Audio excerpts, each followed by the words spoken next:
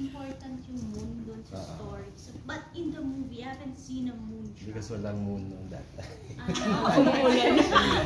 Umuulan po siya. Baka hindi na mag-shoot yun and just insert sa post-prod. Pwede naman.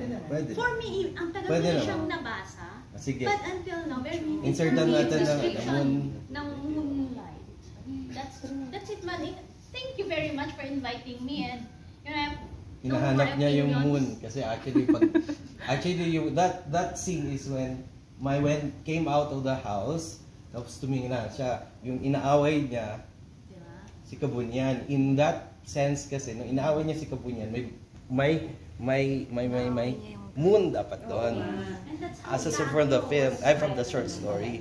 Unfortunately at that time, we didn't have a moon. Bumabagyo actually. And then pwedeng insert yan. Problema lang yung camera. Special effects kasi pwede ka nang mag-shoot ng insert eh. Hindi camera lang. Yes. And thank you for the technology, the being a film, hindi siya pwede siyang itago yung chismis by cats. Sige.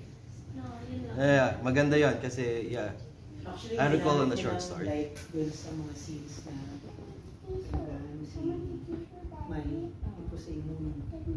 Peking one. So we had all the way from Manila ng ilaw para lang ganito kalaki. Oo nga po eh. But actually yung makakapansin yan for those who read. Exactly. Ikaw pa naman po, di ko napansin. Si Kalong here ka. Dito. Okay, dito na ako. Actually, ano kailangan nag-win? Long hair mo ito. Sorry, last, yung silence, ang haba. Yun pala ang pwede natin sigurong i-cut direct. Kasama yun sa technical problem. Ay, okay.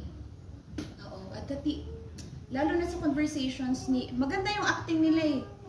Ang dami lang talagang silence. Yun lang po. Wala. Pwede kong i-share. Mabalik tayo ba may emphasize conversation sa community dati sa baling conversation kami ni Jacob Medley na naibabagay di scene mismo. Particularly the part na doa kami kini mamisong magtungtong. Di limabas di Jemima na dati. Dahil pagtungtungan ni Jacob mismo ngayon nga ni long night ipagtungtungan ni Jeng part. Sige, biro ka hindi ka. May review di audio, no ha? Nag-record kayo. Mag-i-ADR tayo. Kung kailangan natin yan. Then other parts, the conversation talaga. The conversation yung mabawasan lang ay dead air. Maina ni Jason. Mag-board sangot kami nun eh. Matakot kayo. Matakot kayo. Nakalikod niyo siya.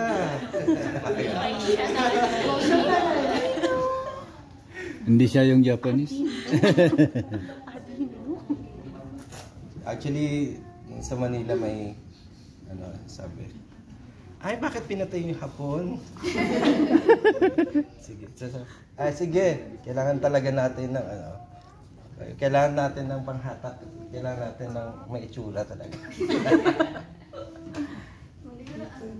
Parang comment na din po talaga yung acting ng dalawang bida. Especially nga dun sa part na sobrang emotional naman sa dulo nag-uusap sila. Kasi like, to be honest, as someone na hindi po nabasa yung short story, nung una I was confused, pero at the end of naman din, nagigets ko na yung context ng story, bakit ganyan yung nangyari. And then, I guess suggestion na lang po, since di ba yung sa first part na po is, ma-emotional for the leading lady yung nangyayari, kaya nandun siya sa river. Sobrang, lang po ng transition niya. I think we can make a better and smoother transition nung nasa river siya, na nag-floating siya, the emotional part, the flashback, and mas malinaw po sana yung mga dates.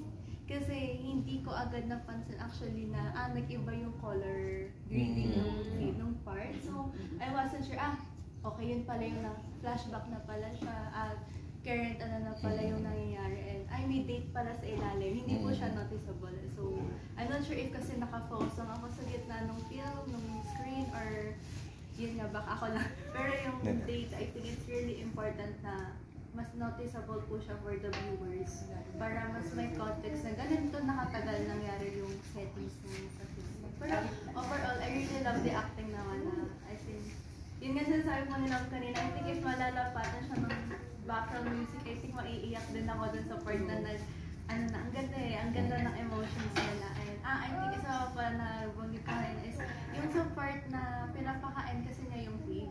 Kasi ibebenta na pala niya. I think kung kaya pa kakatayin. Kakatayin pa. So kung kaya pa sana pong yung shaky na video, if kaya pa siyang stabilize sana for the... Hindi na.